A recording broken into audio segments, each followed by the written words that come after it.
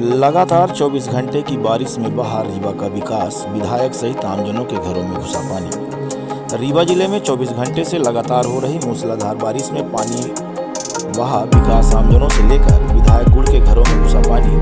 पूरी रात लोगों की नींद रही गायब। महापौर बरमुंडा पहनकर पहुंचे नगर निगम के कंट्रोल रूम, लिया स्थिति का जायजा। बखिया बराज के खोले गए गेट। गुड़ चौराहा, रसिया मोहल्ला, अमैया, जयंती कुंज, नेहरू बस्ती, वार्ड 27, वार्ड नंबर 5, चिरौला कॉलोनी, रानी तालाब, सिंधी कॉलोनी में पानी निकासी के अभाव में